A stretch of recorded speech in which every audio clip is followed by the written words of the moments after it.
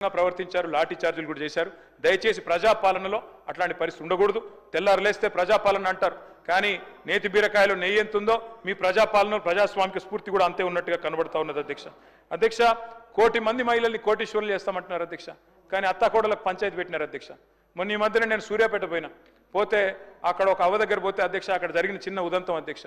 ఆ పెద్దామ చెప్తున్నది అధ్యక్ష, నా కొడుకు పెళ్లి చేసిన సార్ 6 నెలల కిందట నేను అనుకున్నా మా కోడలి పిల్ల తులం బంగారం తెస్తుందేమో, నెలకు 2500 వస్తుందేమో అనుకున్నా, ఆమె ఏం తెలియదని చెప్తా ఉంది అధ్యక్ష. ఆ కోడలి పిల్ల బాగా గడుస్తుంది అధ్యక్ష. ఆమె కూడా అంటున్నది అధ్యక్ష, నేను కూడా చెప్పినాను సార్, నేను కూడా అనుకున్నా మా అత్తకు 4000 పెన్షన్ వస్తుందేమో అనుకున్నా, వస్తలేదు, మరి నేనేం చేయాలన్నది. అత్తకి ఇస్తా అన్నారు, మామకి ఇస్తా అన్నారు, 4000 పెన్షన్ అన్నారు, వస్తలేదని చెప్పి అత్తా కోడళ్ళ పంచాయతీలు పెడతా ఉన్నారు సార్. అధ్యక్ష అప్పట్లో నేను చిన్నగా ఉన్నప్పుడు ఊర్లలో పేరు రాసేది అధ్యక్ష, గోడల మీద రాసేది ఓ స్త్రీ రేపురా అని.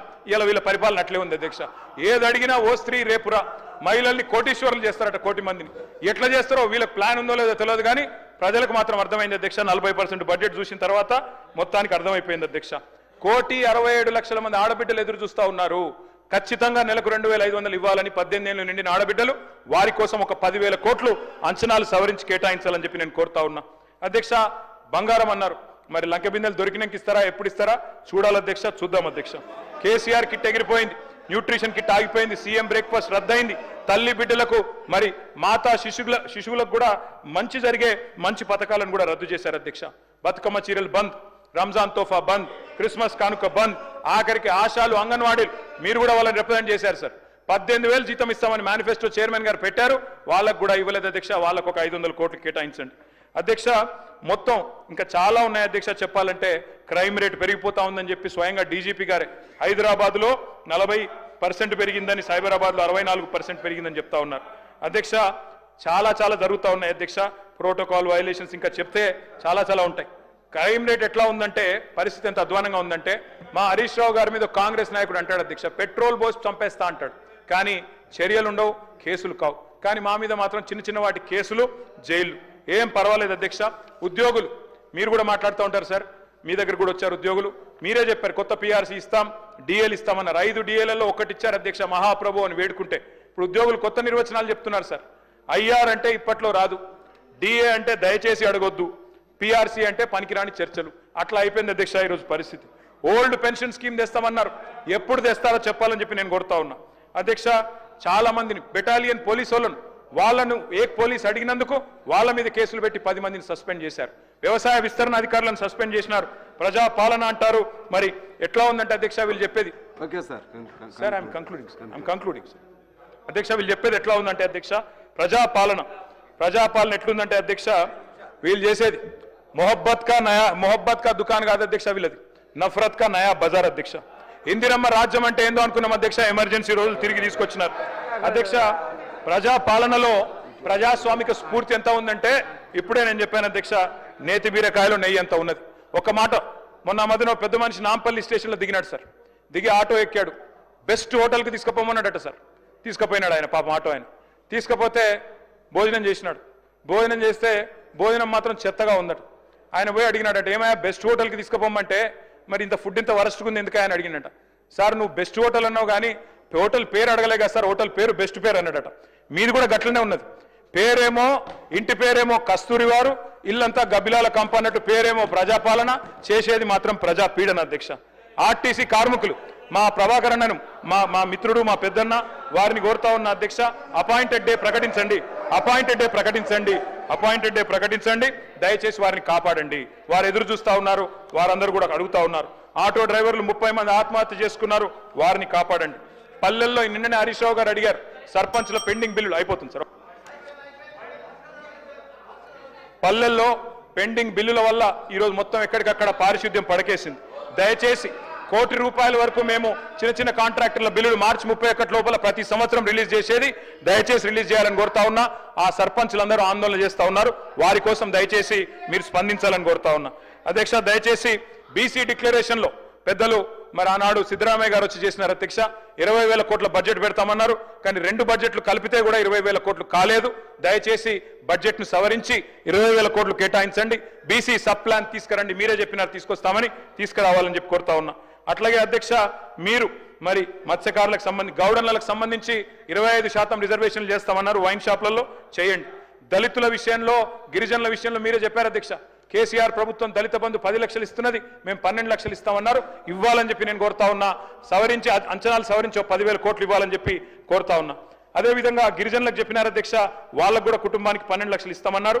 12 లక్షలు ఇవ్వాలని చెప్పి కోరుతా ఉన్నా. సవరించి వారికి కూడా ఒక 5,000 కోట్లు కేటాయించాలని కోరుతా ఉన్నా. మైనారిటీ సబ్ ప్లాన్ చేస్తామన్నారు, తెమ్మని కోరుతా ఉన్నా. గత సంవత్సరం 3,000 కోట్ల బడ్జెట్ పెట్టారు, కానీ 1000 కోట్లే ఖర్చు అయింది అధ్యక్ష. దయచేసి నేను విజ్ఞప్తి చేస్తా ఉన్నా. ఇవాళ ఒక్క మాట చెప్పి నేను ముగిస్తాను అధ్యక్ష. ఇవాళ రాష్ట్రం అంతా ఏమనుకుంటారు అధ్యక్ష అంటే, ఎందుకంటే ఎల్లుండి రంజాన్ ఉన్నది సార్, అందుకే చెప్తా ఉన్నా. ఉర్దూ కూడా నాకు చాలా ఇష్టమైన లాంగ్వేజ్ సార్. అయిపోయింది సార్, ఐఎమ్ కంక్లూడ్. రాష్ట్రం అంతా ఒకటే అనుకుంటున్నారు సార్. సిర్ఫ్ జుబా పే తే झूठे वादे, दिल में थे सारे गलत इरादे. कांग्रेस को थी सिर्फ कुर्सी से प्यार, तेलंगाना की मिट्टी से की कैसी गद्दारी. वादों के धोखे बस यादों में रह गए, वादों के धोखे बस यादों में खो गए, और अवाम के अरमा ख्वाब बन के रह गए. तेलंगाना अंटे अध्यक्ष मोहब्बत का मकान अध्यक्ष. हम भी थोड़ा हिंदी उर्दू जानते हैं, हम कोई तेलंगाना के लोग, कांग्रेस के लोग गद्दारी नहीं है. बात सही नहीं है. आप जो भी शहरी बोलना चाहिए 2-3 दिन से सीख लिए, ठीक है, मगर कांग्रेस को गद्दार मत बनाओ. तेलंगाना कांग्रेस को ऐसे गद्दार मत बनाओ. कांग्रेस के लिए तेलंगाना अरे దాని తర్వాత అధ్యక్ష ఇది 2014 మేనిఫెస్టో ఇప్పటిదాకా కాంగ్రెస్ సంబంధించిన అనేక 15 నెలల అంశాల మీద చెప్పినారు అన్నారు. చెప్పండి. అరే 15 నెలల పరిపాలనకు సంబంధించిన అంశాలు చెప్పారు అధ్యక్ష. 2014 మొట్టమొదటి ముందు మాటనే ఆంధ్ర వలసవాదుల పరిపాలన విధ్వంసమైన తెలంగాణ గురించి చెప్పి మొట్టమొదటి 7వ పేజీలో వాళ్ళకి కాపీ పంపించాలి అధ్యక్ష. పరిపాలనలో ప్రజా సంఘాల ఏర్పాటు జరగలే అధ్యక్ష. పరిపాలనలో మంత్రి గారు మా మిత్రుడు దీని గురించి కూడా ఒక మొత్తం చెప్పేదా కన్క్లూడ్ చేసేసారు. వారు డిస్టర్బ్ చేయకపోతే ఇప్పటికి అయిపోతున్నా సార్. సార్ నేను ఒకటే చివరిగా విజ్ఞప్తి చేసేది ఒకటే సార్. మొన్న కేంద్ర బడ్జెట్ చూసినా, ఇప్పుడు రాష్ట్ర బడ్జెట్ చూసినా తెలంగాణ ప్రజలకు ఒకటి అర్థమైపోయింది సార్. నిజంగానే కక్ష సాధింపు చర్యలకు పాల్పడే ఆలోచననే ఈ రాష్ట్ర ప్రభుత్వానికి ఉండి ఉంటే ఈరోజు అక్కడ కూర్చొని అక్కడ నించొని నోటికొచ్చింది మాట్లాడే అవకాశం ఉండకపోతుండే.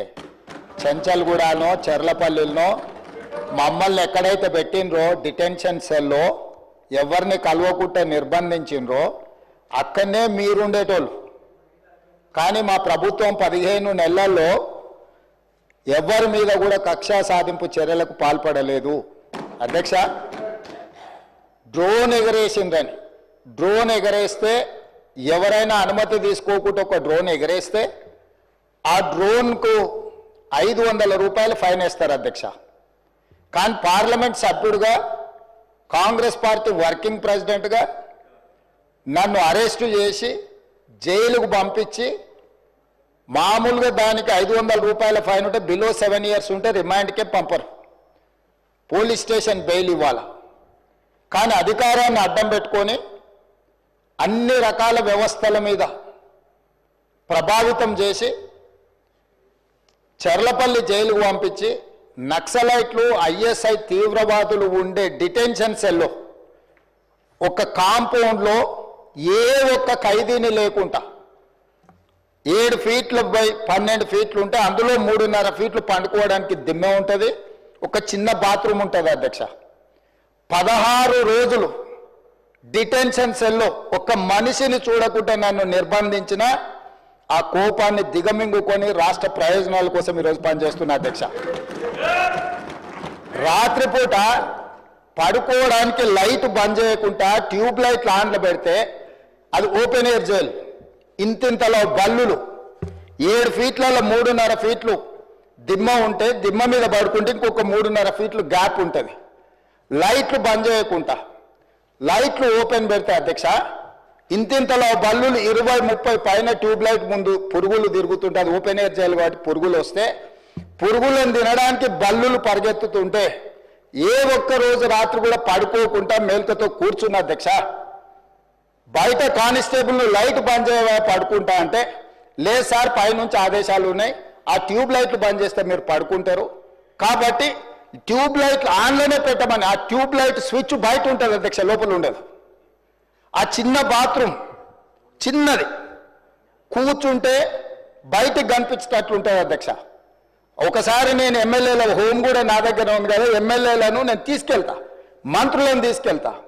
ఏ జైల్లో ఐఎస్ఐ తీవ్రవాదులను కరడుగట్టిన నక్సలైట్లను బంధిస్తారో, పార్లమెంట్ సభ్యుని నన్ను 16 రోజులు అందులో బంధిస్తే 16 రోజులు రాత్రిపూట ఏ ఒక్క రోజు పట్టుకోలేదు అధ్యక్ష. పొద్దున పూట బయటకు వదిలినప్పుడు 6 గంటలకు వచ్చి ఖైదీలను బయటకు వదులుతారు కదా అధ్యక్ష. బయట ఒక చెట్టు ఉంటే 16 రోజులు పొద్దున పూట చెట్టు కింద పండుకున్న అధ్యక్ష. అయినా నేను కోపం ప్రదర్శించలే. ఇవన్నీ కూడా దేవుడు అనేటోడు ఉంటాడు, చూస్తాడు, అంతకు 4 ఇంతలు అనుభవిస్తారని నేను అనుకున్నా. సరిగ్గా నేను ప్రమాణ స్వీకారం చేసే రోజే నా మీద కక్ష సాధించిన వాళ్ళని దేవుడే చూపించి దావకంలో షరీక్ చేపించిండు అధ్యక్ష. నేను ఎవరిని ఏం అనాల్సిన పని లేదు. మొదటిసారి నన్ను జైల్లో ఎన్ని రోజులు పెట్టినరో వాళ్ళకి తెలుసు. నా బిడ్డ లగ్గం ఉంటే కూడా లగ్గానికి ఇంటరిం బెయిల్ 2 గంటలు పోయి లగ్గం చూడడానికి కూడా అభ్యంతరం పెట్టి ఢిల్లీ నుంచి న్యాయవాదులను తీసుకొచ్చి ఇక్కడ వాదించి ఆయన బిడ్డ లగ్గపత్రిక రాసుకోవడానికి కూడా వెళ్ళడానికి వీల్లేదు అని చెప్పి కోర్టులో వాదించిన వాదనలు అక్కడ ఉన్నాయి అధ్యక్ష. కోర్టు నాకు కండిషనల్ బెయిల్ ఇచ్చింది అధ్యక్ష. చెర్లపల్లి జైలు నుంచి ఎన్కన్వెన్షన్ ఫంక్షన్ హాల్కి పోయి నా బిడ్డ లగ్గపత్రిక రాసుకొని అక్కడి నుంచి సీదా మళ్ళీ చెర్లపల్లి జైలుకి పోయిన అధ్యక్ష. రాజకీయ కక్ష సాధింపు మీద నాదా? నా బిడ్డ లగ్గానికే పోకుంటే నన్ను అడ్డుకున్నా ఎవరికైనా అధ్యక్ష, మన పిల్లలకంటే మనకేముంటుంది అధ్యక్ష ఈ భూమి మీద? నా బిడ్డ లగ్గానికి లగ్గపత్రిక రాసుకోవడానికి కూడా అడ్డుకుంటే కూడా నేను మిమ్మల్ని ఏమనలే. నేను పార్లమెంట్ సభ్యుడిగా ఉంటే, పార్టీ వర్కింగ్ ప్రెసిడెంట్గా ఉంటే, ఎవరో జర్నలిస్టు డ్రోన్ ఎగరేసి వాళ్ళ విలాసవంతమైన బంగ్లాల వివరాలు తీసుకొచ్చి నాకు అందిస్తే వాటిని పత్రికలకు విడుదల చేసిన పాపానికి నన్ను అక్రమ కేసులు పెట్టి అదే చెర్లపల్లి జైల్లో డిటెన్షన్ సెల్లో పెట్టారు అధ్యక్ష. 16 రోజులు నిద్రలేని రాత్రులు గడిపిన పార్లమెంట్ సభ్యుడిగా, పార్టీ వర్కింగ్ ప్రెసిడెంట్గా అయినా నేను కక్ష చూపించలేదు అధ్యక్ష. నిజంగానే నేను కక్ష చూపించదలుచుకుంటే మీ కుటుంబంలో ఒక్కరు కూడా బయట ఉండరు అధ్యక్ష. అందరు చెర్లపల్లినే. నేను ఎలా ఎన్నికల ముందు చెప్పినట్టు మీకు డబుల్ బెడ్రూమ్ ఇల్లు మీరు పేదలకు కట్టియలే, మీ గ్యారంటీ కట్టిస్తే మీ కుటుంబానికి డబుల్ బెడ్రూమ్ ఇల్లు అని చెప్పుంటే అధ్యక్ష. ఎన్నికల హామీలు అమలు చేయలేదంటుంది కదా అధ్యక్ష. ఎన్నికలప్పుడు ఈ హామీ కూడా ఇచ్చిన. ఆ కుటుంబానికి చెర్లపల్లి జైల్లో డబుల్ బెడ్రూమ్ కట్టిస్తా, కొడుకు కోడలు అల్లుడు బిడ్డ ఉంటే వేరే వేరే ఎందుకుంటారు, అందరినీ కలిసి ఒకటే దగ్గర ఉండేటట్టు కట్టిస్తాను. కానీ ఆ హామీ కూడా నేను అమలు చేయలే. ఎందుకంటే నేను విఘ్నత ప్రదర్శించాలనుకున్నా. ఈ అధికారం ప్రజలు ఇచ్చింది ప్రజల సంక్షేమం కోసం, తెలంగాణ రాష్ట్ర అభివృద్ధి కోసం, పారదర్శకమైన పరిపాలన అందించడం కోసం నాకు అధికారం ఇచ్చిండ్రు. ప్రజలు ఇంత పెద్ద అధికారాన్ని, ఇంత పెద్ద బాధ్యతను ఈ వయసులో నాకు అప్పచెప్పింది. నా కోపం కోసమో లేకపోతే నన్ను నా పట్ల వాళ్ళు వ్యవహరించిన విధంగానే వాళ్ళ పట్ల నేను వ్యవహరించడానికి ప్రజలు నాకు అధికారం ఇవ్వలేదని విచక్షణను ఉపయోగించి ఈరోజు కూడా వాళ్ళ మీద ఇంతవరకు అక్రమ కేసులు పెట్టలేదు అధ్యక్ష. కానీ సొంత పార్టీ ఆఫీసులో కూలీ మనుషులను తెప్పించి రికార్డ్ చేయించి పచ్చి బూతులు మీరు తిట్టిస్తే కూడా చెంపలు వలగొట్టేంత శక్తి ఉన్నా సంవయనంతో ఊరుకున్నా అధ్యక్ష. ఎవరైనా బజార్లో ఏదైనా మాట్లాడితే మాట్లాడిన దాన్ని కూడా సెన్సర్ చేస్తాం.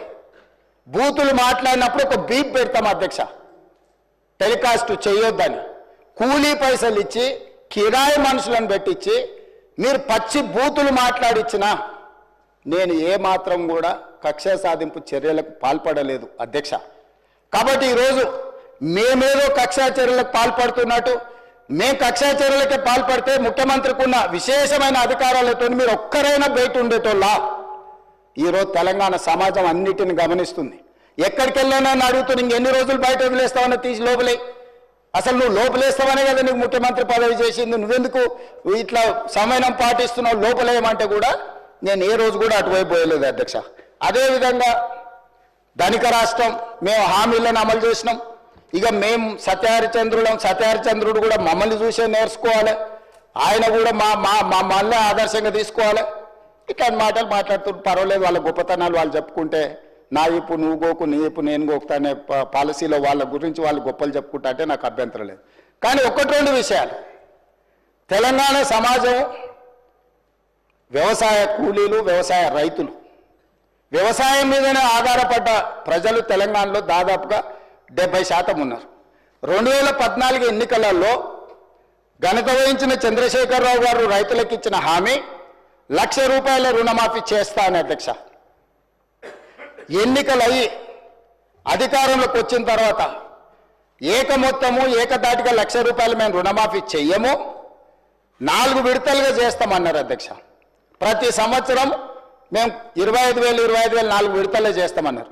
వీళ్ళు మొదటి 5 సంవత్సరాలు 2014 నుంచి 2018 వరకు ఎన్నికల వరకు వీళ్ళు చేసిన రుణమాఫీ 16,143 కోట్ల రూపాయల అధ్యక్ష. ఇందులో 4 విడతలుగా వీళ్ళు రుణమాఫీ చేసినందుకు, 4 సంవత్సరాలు వాయిదాల మీద చేసినందుకు దాదాపుగా మిత్తి కింద 2,630 కోట్ల రూపాయలు పోయింది అధ్యక్ష.